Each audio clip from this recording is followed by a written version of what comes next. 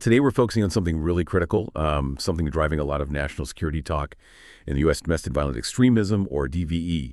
Before we really get into the facts and the data here, if you find what we share valuable, please just take a quick second right now, hit that like button, click the bell for notifications, and definitely subscribe for future updates. It seems small, but it honestly helps us a ton to keep bringing this kind of, data-focused view to light.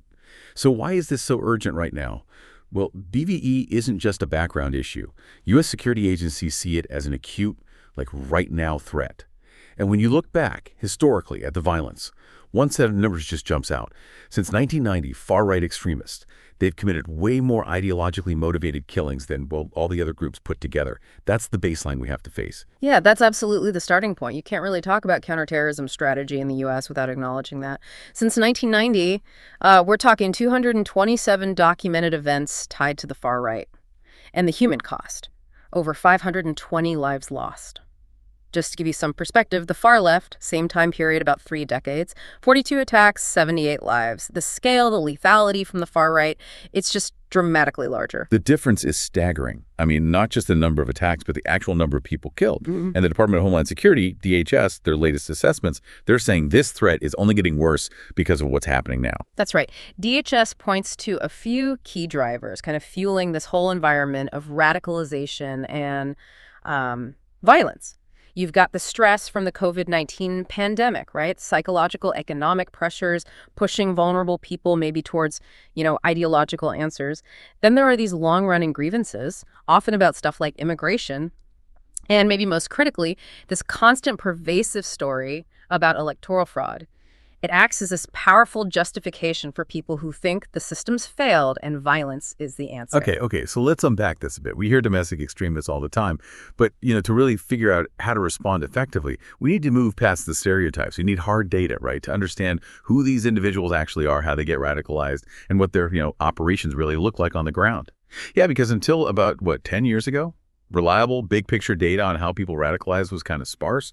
We had case studies, specific incidents, but not the whole view. But that started changing around 2012 thanks to focused research funding, especially from the National Institute of Justice, NIJ. Yeah, that NIJ funding was really foundational. It shifted things from just anecdotes or single investigations towards building systematic, evidence-based strategies. And maybe the most critical thing that came out of all this long-term research, despite what, the media might want a simple answer, there is no single profile. No one description fits everyone who commits these extremist or hate crimes. It's just way more complex than that. Okay, so that busts that myth right off the bat. We can't just look for one type of person. So what were these big data projects the NIJ got going to build this more complex picture? They set up 2 really critical national data sets. The first one is PIRUS. That stands for Profiles of Individual Radicalization in the United States. It's this huge, carefully maintained database. It tracks individuals across the whole ideological map in the U.S., far right, far left, Islamists, even single-issue extremists. Okay, PIRUS covers the whole spectrum. And the second one focused just on hate crimes. Exactly. That's BIAS, the Bias Incidents and Actors Study. It launched around 2017. So while PIRUS looks at radicalization towards terrorism or extremism broadly, BIAS drills down specifically on the people and factors involved in hate crimes. Acts motivated by bias against a specific group. But the goal for both is basically the same. Give researchers, practitioners, law enforcement the ability to see the whole range of risk factors and, importantly, protective factors too. That sounds like a massive undertaking. Okay. Tracking not just the crime itself, but the whole context, the person's life, how the crime happened. So what are these 4 big areas, these domains of risk and protective factors they track, and why do those specific areas matter so much? Yeah, they're structured really carefully. The first domain tracks situational characteristics, stuff about the act itself. This is huge for law enforcement. Researchers want to know, was it planned out, premeditated? Or was it just spontaneous, like a reaction to bumping into someone? Were other people involved, co-conspirators? Yeah. Was the person using drugs or alcohol during the act? Right, because the difference between planned and spontaneous is crucial, isn't it? It totally changes how you might try to intervene. Absolutely. If, like the data later shows, maybe half of hate crimes are spontaneous, well, then your traditional pre-crime surveillance isn't going to be as effective as maybe community efforts to de-escalate things before they turn violent. And tracking co-conspirators, that helps law enforcement understand the networks, maybe target larger groups to disrupt them. Okay, that makes sense. What about the second domain, victim characteristics? Domain 2 is victim characteristics. This is key for assessing threats. They look at whether the target was hard, like a secure government building or military base, or soft, like ordinary people, public places, businesses. They also track if there was any prior relationship between the extremist and the victim. Did they know each other? Or was the victim just chosen randomly because they belonged to a certain group? And the third domain gets into the protective side. Things that might keep someone grounded in regular society. Right, those are the social bonds, things that can kind of hold someone back from mobilizing to violence. The research specifically tracks things like being married, having prior military service, a stable job, maybe advanced education. These things tend to give people more of a stake in the status quo, making that big jump to violence less likely. Okay, and finally, the fourth domain, the risk factors themselves. That's domain 4. Risk factors and radicalization mechanisms. So this includes stuff like previous arrests or criminal activity, documented or even just suspected mental illness, being part of specific extremist or hate groups, and substance abuse issues. By collecting data across all 4 of these areas, PIRUS and BIAS get way beyond just, age and gender profiles. They help identify the actual paths that lead someone towards violence or maybe pull them away from it. So all this detailed data collection leads us to the main story here, diversity. The data just overwhelmingly tears down that idea that all extremists are the same. We see huge differences in beliefs, behaviors, and characteristics. Let's start with diversity in beliefs. Yeah, the ideologies are incredibly fractured. I mean, we started by highlighting how lethal the far right has been statistically. But PIRUS confirms extremists come from all over the ideological map. You've got far right, far left, radical Islamist, and these very focused single-issue types like extreme environmentalists or anti-abortion violence. And even within that far right category, it's not monolithic, right? Mm-hmm. It layers of different movements and issues. Exactly. The 2018 PIUS data, for instance, it cataloged people linked to dozens of different movements, anti-government groups, various militias focused on the Second Amendment, the kind of weird sovereign citizen movement, white supremacy, and even newer conspiracy groups like QAnon. It's this dynamic landscape where old grievances are constantly merging with new conspiracy theories. And what's really interesting is that people don't seem to stick to just one label. Yeah. The data shows a lot of overlap in what they believe. That's the nuance that makes counter-extremism work so tricky. It's really common for someone to hold overlapping views, or maybe their initial loyalty shifts over time. Like someone might start in a general anti-government group and then later pick up white supremacist ideas. Nearly 17% of the people in the PIRUS dataset, they were linked to more than one extremist group or ideology. And you see that same kind of multi-motive thing when hate crimes happen too. Absolutely. The BIAS study found almost 15% of hate crime actors chose victims based on multiple characteristics at the same time. So not just targeting someone for their race, but maybe race and their perceived sexual orientation or religion and ethnicity. It just shows that hatred, in practice, it's rarely neat. It often grabs onto whatever targets are available. Okay, let's shift gears now to diversity in behaviors. We naturally focus on the really violent stuff, terrorism, killings. But a lot of people who get radicalized never actually commit violence against people, right? That's a super important finding, especially for deciding where law enforcement should put its resources. The data shows radicalization is a path, yeah, but it doesn't automatically end in violence. A really significant chunk of people involved in extremism, they only commit nonviolent crimes. Specifically, 42% of PIRUS actors and nearly 30% of BIAS actors. They were only involved in things like property damage, financial scams, illegal protests, stuff like that. So their crimes are still ideological, maybe aimed at supporting the movement or funding it, but they stop short of actually hurting people. Exactly. And even when violence does happen, it varies a lot. The BIAS study found that while maybe 15% committed or planned mass casualty attacks, the vast majority targeted specific individuals. Plus, going back to that situational domain we talked about, nearly half, 50% of the hate crimes in BIAS were not planned. They were spontaneous. Just a chance encounter where the extremists reacted violently to someone they saw as fitting their target profile. Wow, half. That means half the hate crime threat is reactive, impulsive, really hard to predict or stop with typical intelligence work. Needs a different kind of intervention. Okay, let's wrap this section with diversity and characteristics and risk factors. How do the profiles change depending on the ideology? Yeah, the background characteristics really depend heavily on which ideologies someone follows. If you look at white supremacists in PRUs, for example, they tend to be older, less educated, and they have a really high rate of prior criminal histories, often for non-extremist crimes. And that's different from, say, radical Islamist groups or the far-left environmental extremists. It is, yeah. Those groups often attract people who are younger, maybe more educated, and have fewer criminal records outside of their ideology. Their path to extremism is often purely ideological, maybe starting online, rather than being layered on top of an existing criminal life. But okay, regardless of the specific ideology, far right, far left, whatever, are there factors that consistently separate the ones who turn violent from those who stick to nonviolent stuff? Yes, definitely. There are strong correlations, factors that seem to push people towards violence. Individuals who commit violent extremist acts. Statistically, they're much more likely to already have criminal records, maybe documented or suspected serious mental illness, and they tend to operate in these tight little extremist cliques or groups. And crucially, they're also more likely to commit crimes with other people, with peers, or while they're under the influence of drugs or alcohol. So it sounds like personal instability and a history of crime are kind of the engine that turns radical thoughts into violent actions. They absolutely seem to be powerful drivers. And conversely, people who have those strong protective social bonds we mentioned, being married, having a steady job, they are statistically way more likely to only engage in nonviolent extremist activities. The data really shows that just believing the ideology isn't enough to guarantee violence. You often need these added destabilizing risk factors. Okay, this brings us to a really specific risk factor that, frankly, needs its own focus. The connection between military experience and domestic violent extremism. Traditionally, military service was seen as one of those protective social bonds, right? Something that inhibited radicalization. But the data from the last decade or so, it tells a much more complicated and honestly pretty concerning story. It's a major paradox, yeah. A real puzzle in counterterrorism research. Looking back since 1990, people with U.S. military backgrounds make up about 11.5% of known extremists who've committed crimes.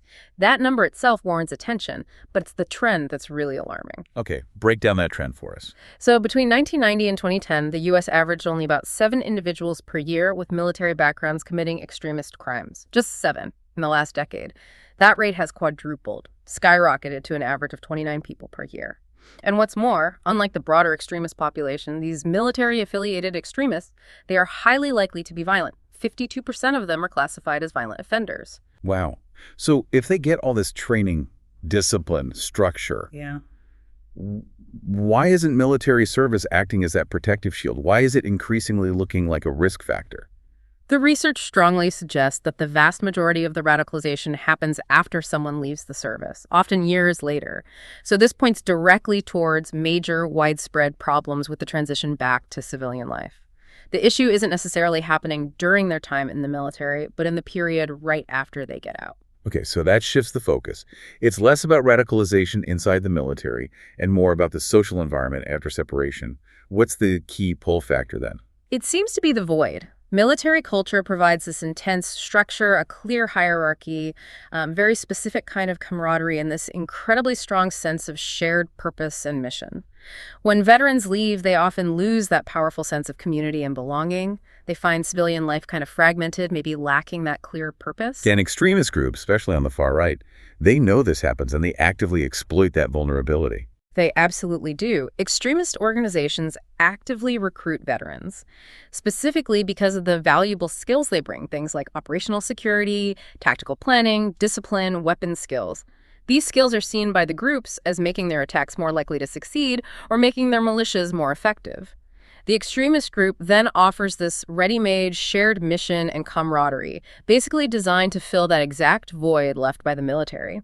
They frame their extremist activities as like a continuation of honorable service, just against a new perceived enemy. And the data shows actual differences between these veteran extremists and the ones without military backgrounds, right? Yeah, significant differences based on what we know so far.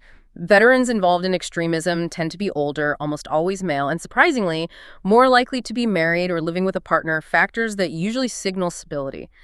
This kind of reinforces the idea that the radicalization might be driven more by a feeling of like professional or societal displacement rather than just general life chaos. And ideologically, where do they tend to land? Veterans show a much stronger connection to right-wing terrorist groups. This fits with the recruitment strategy, right? The narratives about patriotism, anti-government feelings, traditional values, those resonate strongly with military identity. It gives them a kind of radicalized lens to view their struggles adjusting to civilian life. And does this translate into their roles within these groups, their organizational strength? Absolutely. Veteran extremists are statistically more likely to end up in leadership positions. They might start new groups or be the ones who bring existing separate groups together. They kind of lend organizational weight and perceived legitimacy to the movement. And their targets reflect this too. While they do target government facilities, they also disproportionately focus on diverse social groups, racial, ethnic, religious minorities. This suggests they really adopt those core white nationalist or anti-immigrant grievances as their new mission. All right, let's shift focus a bit now from the individual person to the actual mechanics of the plot itself. Researchers use something called the American Terrorism Study to look at the terrorist lifespan. Basically, how long a plot lasts from the first real planning step until it gets stopped, usually by arrest. What does this tell us about counterterrorism policy? Did it work? It reveals a really direct and, frankly, powerful link between how much attention and resources law enforcement puts on this and how long terrorists can actually operate without getting caught. The average length of these plots has dropped dramatically over the decades, and this drop lines up almost perfectly with big changes in U.S. Attorney General guidelines and, the resources allocated. So it sounds like a timeline of the government learning and adapting. Can you give us the numbers that show that decline over time? Sure. Back in the era, right after the Watergate reforms in the 1970s, when maybe there was less intense scrutiny on domestic groups, the median lifespan of a plot was, staggering, 2,230 days. That's roughly 6 years. By the mid-1980s, as focus increased a bit, that median dropped to 1,067 days, so about 3 years. Still a long time. And then came the huge shift after 9/11. That must have changed everything. It absolutely did. With the FBI making terrorism its top national priority, getting massive resources, and having more leeway in investigative techniques, especially proactive stuff like infiltration and surveillance, the median plot lifespan just plummeted, down to only 99 days. That fact alone really shows that aggressive, prioritized, well-funded law enforcement intervention can drastically cut short how long these groups can operate, by a huge margin. Wow, 99 days, that's incredible. Yeah. But do these lifespans still vary depending on the ideology, even now? They do, yeah. There's a pretty clear split in the research. Environmental extremists and extreme left-wing violent groups. They tend to keep their plots going for much longer, often clocking in somewhere between 4.3 and 5.4 years, even in the modern era. Wait, so the groups responsible for most of the deadly violence in the U.S., the far-right and radical Islamist groups, they have shorter lifespans? Correct. On average, 2 years or less. This difference often comes down to how they operate. Extreme right-wing and radical Islamist groups are frequently focused on immediate, big, spectacular violence. That requires faster planning, faster mobilization, and maybe riskier activities during preparation, which just increases their chances of getting detected early. Interesting. And what role does gender play in how long a plot lasts? This is a fascinating finding. Females who are indicted on terrorism charges, they tend to have longer plot lifespans compared to the men involved. There seem to be two main reasons for this. First, women are more represented in those movements that inherently last longer anyway, like the extreme left and environmental groups, and they often hold real leadership positions within them. Okay, and what about in the more lethal right-wing and radical Islamist groups? In those groups, women often take on really vital support roles, things like managing money, handling communications, logistics, essential stuff, but less visible. They're less likely to be doing the overtly criminal prep work, like buying weapons or being directly involved in the attack itself, which is what usually draws immediate law enforcement attention. Less visibility just means a longer time operating under the radar. That makes total sense. Less exposure equals less risk. Okay, now let's talk about this finding that seems kind of backwards. The sophistication paradox. Simple plans last longer than complex ones. That seems to fly in the face of how we usually think about security. It does. It's counterintuitive, right? But the data shows that less sophisticated plots, ones using simple weapons, needing less coordination, basic execution, they're actually associated with longer plot lifespans. It's the complexity of a plot that often leads to it getting busted. Huh. Why does being complex make a plot easier to stop? Because every single layer of complexity adds another potential point of failure. A really sophisticated plot needs more specialized skills, more resources, more money, and critically more communication and more actual physical meetings between the people involved. All these extra steps, especially the meetings and buying stuff, they create more chances for something to go wrong, for law enforcement to get tipped off. Simplicity, by having fewer people and fewer steps, just shrinks that window for intervention. A complex plot is basically a web of opportunities for the FBI to potentially infiltrate or intercept. Okay, so we've established that speed and simplicity can actually help a plot survive longer. But today, everything about radicalization seems tied to the internet, right? What has the research found about how domestic terrorists use the internet? Well, the main takeaway from looking across many studies is that being exposed to radical stuff online, it has a much bigger connection to radicalization than, say, other types of media.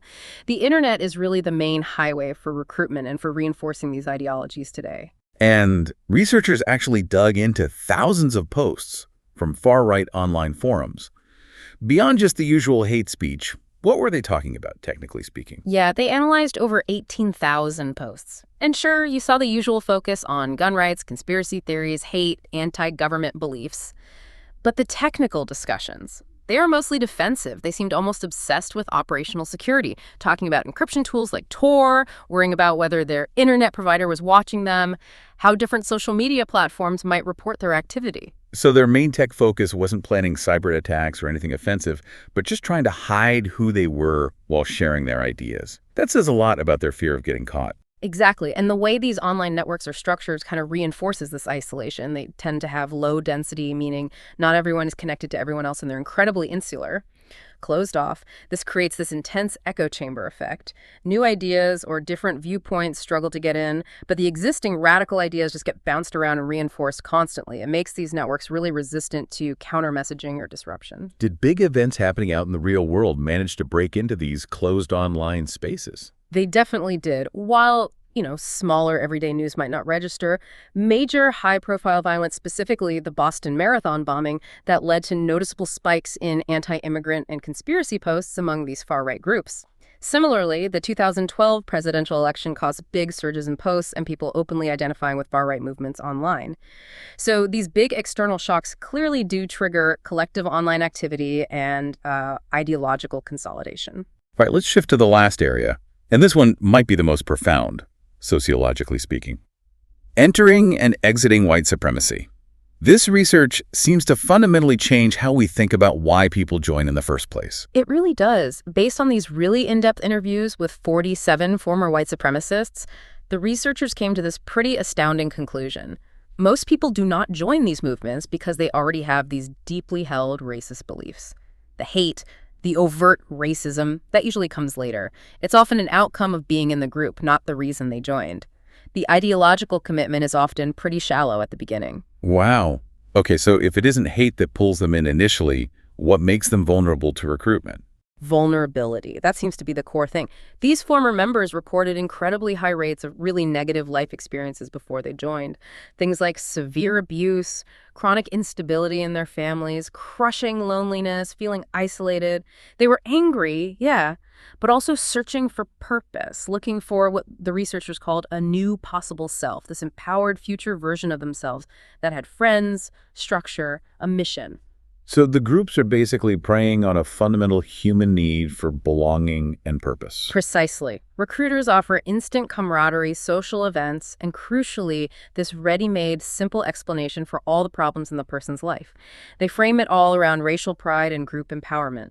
The ideology becomes the language they learn to justify their anger and their new belonging, but the initial need, it's emotional. They're looking for a substitute family or a reason to blame an external enemy instead of maybe looking inward. The idea that loneliness is the doorway and racism is the language learned inside, that's a total reframing. What about getting out? Is it like a switch flips, a moment of clarity? Far from it, actually.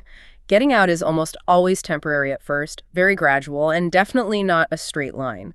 Former members talked about slowly getting disillusioned, burnt out, driven by the constant paranoia, the financial problems, just negative experiences with other members, and the totalizing identity the group demands also cuts them off from everyone outside. And eventually that social stigma just makes the lifestyle unbearable for some. But even after they physically leave the group, the psychological grip remains strong. Yes. The researchers use this really powerful analogy, addiction. Even after someone exits, that white supremacist identity can linger. It creates this uncontrollable emotional and cognitive hold, almost like a dependency on a drug. Former members described how specific things, certain music, specific images, even just being in environments associated with their old life could trigger this powerful desire, this longing, this curiosity about going back. Leaving isn't just a one-time event. It's often a lifelong struggle against this really deep psychological attachment. So when you pull together all this extensive data from PIRUS and BIAS, it offers some really profound, really actionable policy implications. First off, the sheer complexity of this threat. It demands a unified response. We just can't counter DVE effectively if law enforcement, community groups, mental health professionals, and just regular citizens are all working in separate bubbles. And that analysis about exiting hate and the criminal history connection, it really highlights some serious missed opportunities in the current system, doesn't it? Absolutely. A key finding was how little training many criminal justice practitioners think probation officers, prison staff, police have about radicalization signs. Former white supremacists talked about wearing clothes, having tattoos with obvious symbols while they were interacting with the justice system, and the staff often just didn't recognize them. They missed critical chances to intervene. We need system-wide training to turn these existing touchpoints into places where intervention can happen. Yeah, and this research powerfully backs up the need to dedicate focused resources specifically to domestic extremism. Right. I mean, given that it continues to be responsible for the majority of terrorist attacks and killings here in the U.S.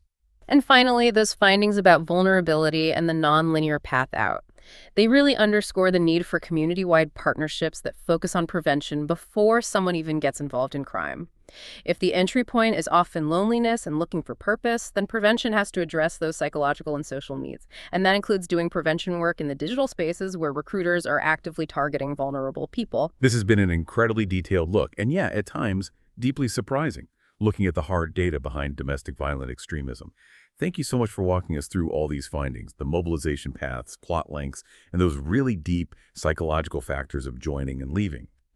Before you head out, please remember your support is what keeps this kind of work going. So please, hit that like button, click the notification bell for updates, and subscribe for more from the Kemetic Minds podcast.